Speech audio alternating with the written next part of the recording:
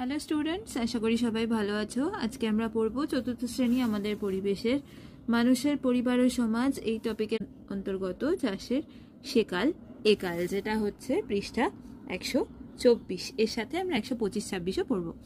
আচ্ছা, শুরুতেই দেখো কতগুলো ফসলের ছবি দেওয়া রয়েছে এবং নিচে এখানে ছকে বলেছে তোমরা নিজেদের মধ্যে বা শিক্ষক শিক্ষিকার সঙ্গে আলোচনা করে ছবিগুলো কোনটি কী ধরনের ফসল সেটা লিখে ফেলো। এখানে অনেকগুলো হেডিং রয়েছে, দেখে নাও। দানা শস্য, ডাল শস্য, তন্তু ফল, পানীয় সবজি, তেল এবং ফুল। এখানে যেগুলো ছবি রয়েছে সেগুলোর মধ্যে এক একটা এক এক জায়গায় বসবে। এসব আমরা ছকটা পূরণ করে দেখাই। এখানে দেখো গম আর ভুট্টা, এটা হচ্ছে দানা শস্য, গম বা ধান আর ভুট্টা।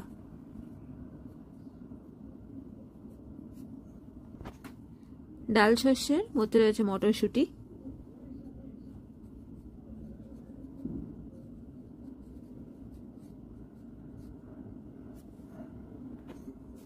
এরপরে তন্তু ফসল রয়েছে পাট, ফল আনারস, পেয়ারা,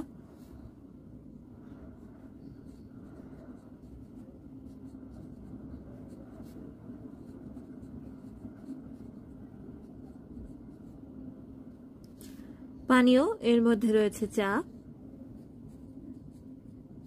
সবজি আলু, টমেটো,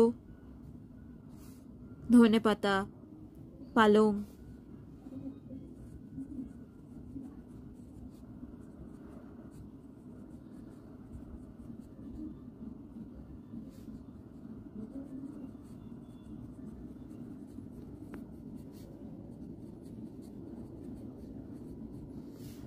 তেল এর মধ্যে রয়েছে সর্ষে,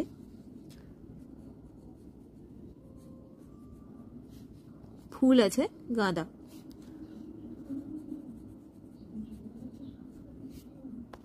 এখানে দেখো বলেছে একটা জমিতে ট্রাক্টর দিয়ে ধান চাষের কাজ হচ্ছে। বেশ কিছু বছর আগেও সেই ক্ষেতে নাকি হাল বলদ দিয়েই চাষ হতো দেখা গেছে।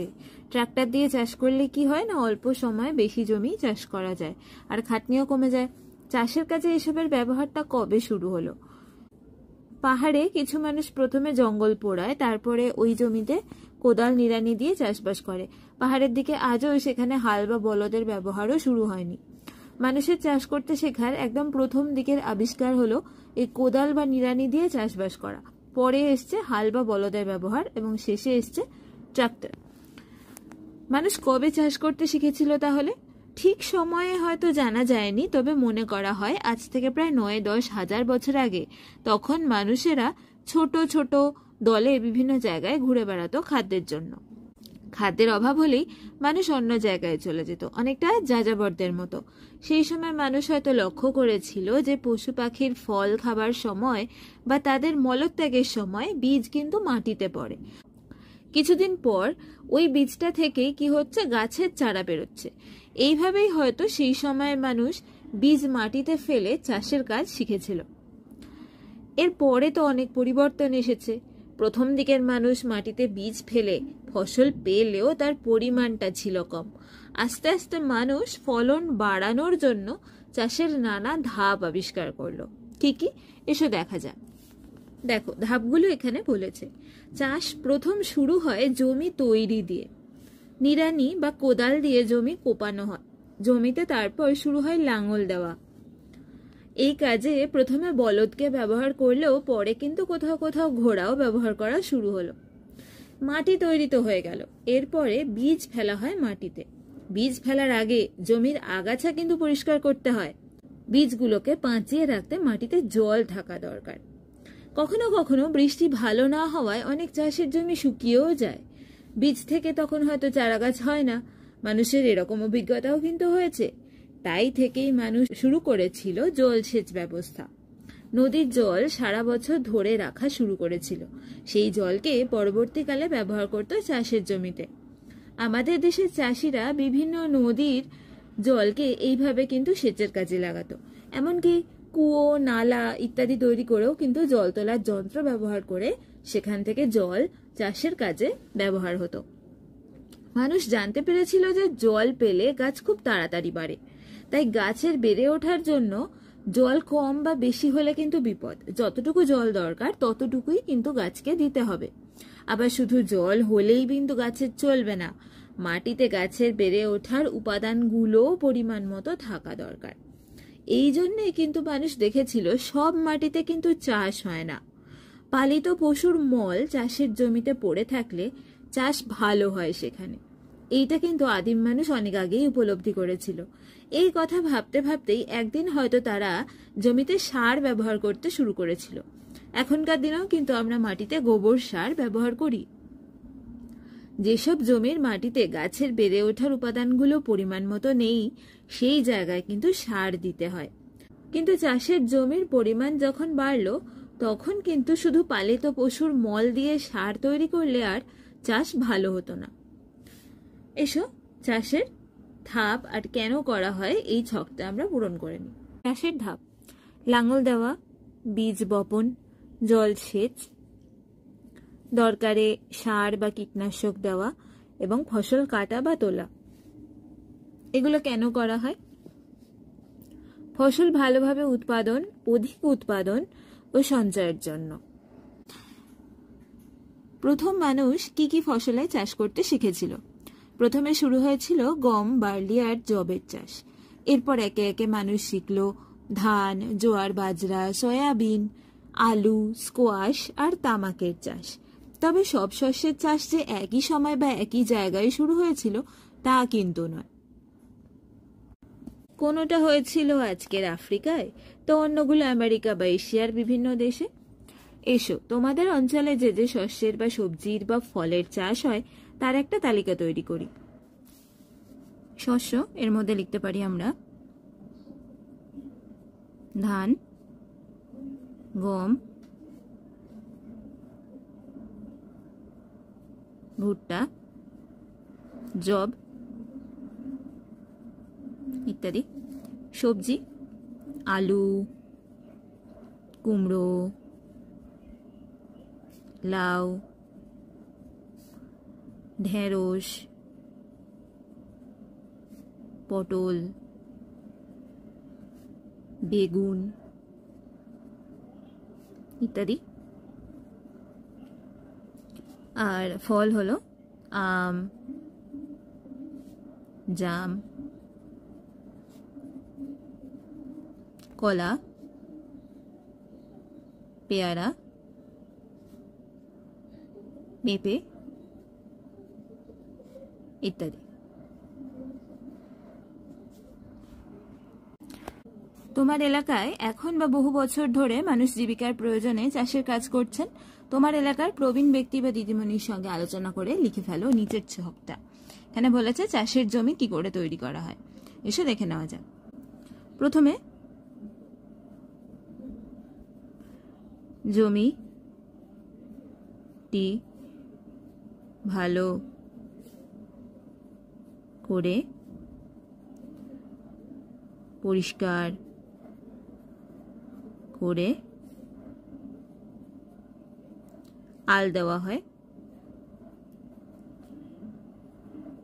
আল অর্থাৎ সীমানা। এরপর লাঙল অথবা ট্রাক্টর দিয়ে জমি চাষ করা হয়।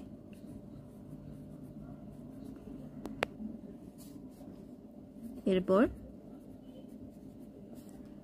সার দেওয়া ও জলসেচ করা হয়। এবার জমিটি বীজ বপনের জন্য তৈরি। চাষের কাজে কি কি জিনিস ব্যবহার করা হয়? নিড়ানি, লাঙল, কাস্তে, কোদাল,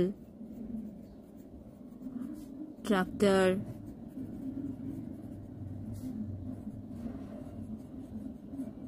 ইত্যাদি। এছাড়াও আমরা লিখতে পারি জল, বীজ, সার, কীটনাশক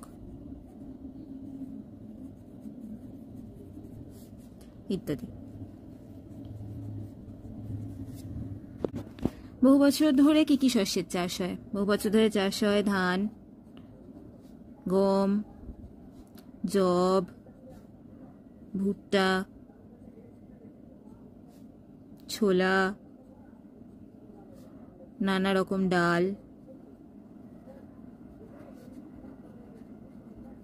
সর্ষে, তিল, নানা সবজি ইত্যাদি।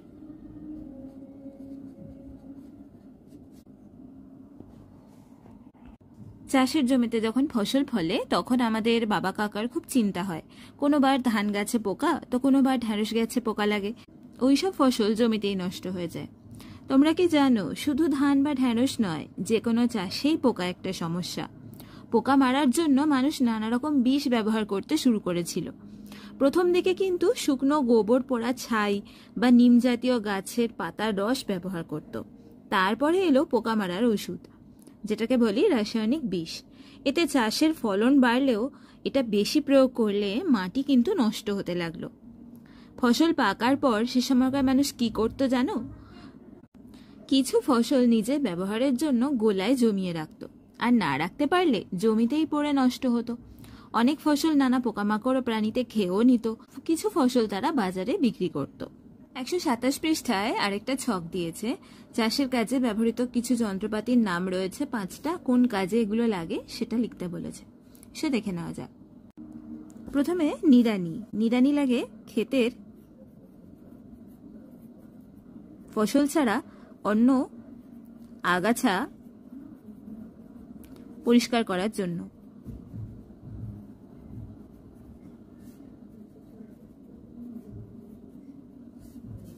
কোদাল। কোদাল লাগে মাটি কোপানোর জন্য।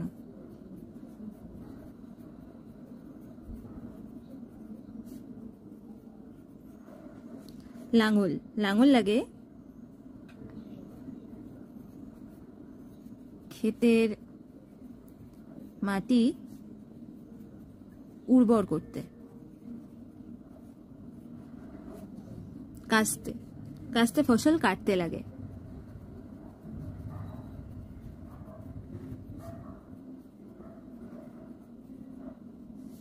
আর ট্রাক্টর লাগে জমি চাষ করতে।